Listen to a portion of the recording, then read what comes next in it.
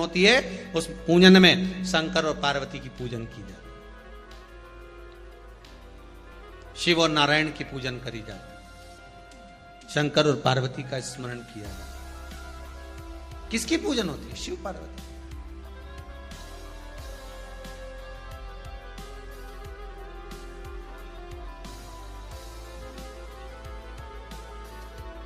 क्यों?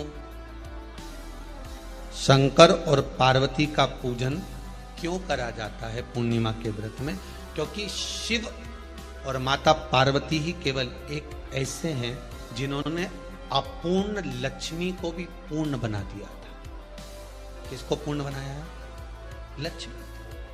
पूर्णिमा के दिन अगर आप शंकर भगवान को एक लोटा पानी अगर शिव को समर्पित कर रहे हो, श्वेत पुष्प को रखकर शंकर जी के ऊपर सफेद फूल को चढ़ाकर अगर एक लोटा जल भी, एक पात्र जल भी शंकर को समर्पित कर रहे हो, तो ये लक्ष्मी के लिए ही तो कर रहे हो। और कौन सी लक्ष्मी? पूर्ण लक्ष्मी। पूर्ण लक्ष्मी।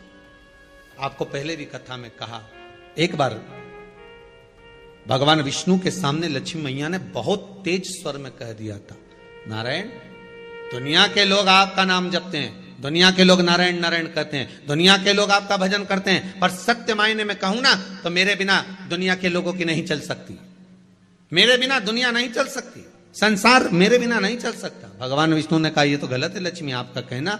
एक दिन लक्ष्मी को अहंकार आ गया, अहंकार के संबोधन जब माता लक्ष्मी करने लगी तो भगवान, उसी समय पर भगवान विष्णु को क्रोध आ गया और भगवान विष्णु ने कह दिया, लक्ष्मी तू इतनी बड़ी बड़ी बात कहती है कि तेरे बिना नहीं रह सकती संसार। मैं तुझे कहता हूं लक्ष्मी, तू अपूर्ण है, तू अपूर्ण है, तू पूर्ण कब हो गई?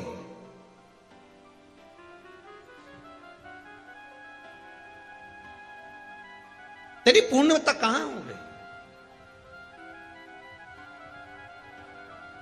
लक्ष्मी की आंख से आंसू बहने लगे। आज आपने मुझे अपूर्ण कहा है, आपको मालूम है आप मुझे अपूर्ण कह रहे हो? आपको यह ज्ञात हो रहा है आप मुझे अपूर्ण कर रहे हो?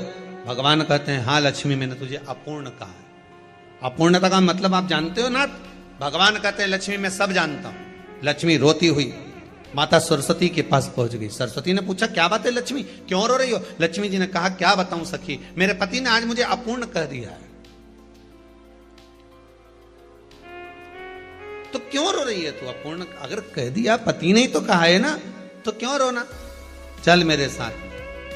और सरस्वती मैया माता लक्ष्मी को लेकर सीधे पहुंच गई माता पार्वती की यहाँ। माता पार्वती के यहाँ जब पहुंची, माता पार्वती ने लक्ष्मी जी को देखा और सरस्वती को देखा तो पूछा कि बात क्या है, क्या हो गया ऐसा, क्या हुआ, क्या है ऐसा जो तुम दोनों आज मेरे पास में आई? क्या हुआ? पार्वती जी कुछ बोलती, शिव जी का ध्यान माता सरस्वती की ओर और लक्ष्मी की ओर गया और भगवान शंकर जान गए कि आज भगवान नारायण ने लक्ष्मी जी को अपूर्ण कहा है। अब देखें माता पार्वती क्या कर सकती है, इसको पूर्ण बनाने के लिए करेगी क्या? क्या हुआ? माता सरस्वती जी बोली, लक्ष्मी को अपूर्ण कह दिया। अपूर्ण कह दिया? हाँ, तो क्या सोचना उसके लिए, इसको मैं अभी पूर्ण बना देती हूं। माता जगत जननी पार्वती ने गोदी में विराजमान गणेश जी को उठाया और उठाकर लक्ष्मी जी की गोद में दे दिया। ले लक्ष्मी, आज से तू पूर्ण हो गई। लक्ष्मी, आज से तू पूर्ण है। गोदी में जब तक संतान नहीं है तो नारी को लोग अपूर्ण समझते हैं, पर माता पार्वती जी ने संपूर्ण ब्रह्मांड में एक सिद्धता प्रदान कर दी कि अपने गोदी के लाल को, अपने गोदी के पुत्र को माता ने लक्ष्मी की गोद में देकर लक्ष्मी को पूर्ण बना दिया। वो दिन कौन सा था? पूर्णिमा का दिन था। पूर्णिमा के कितने व्रत होते हैं? बोलते जाओ जरा, जल्दी जल्दी बोलो। पूर्णिमा के नारियों को, स्त्रियों को अखंड सौभाग्य के लिए जो नारी वैधव्य नहीं होना चाहती है, उस नारी को पूर्णिमा के कितने व्रत करना चाहिए। जिस नारी के यहाँ संतान नहीं हो, औलाद नहीं हो, उसको पूर्णिमा के कितने व्रत करना चाहिए।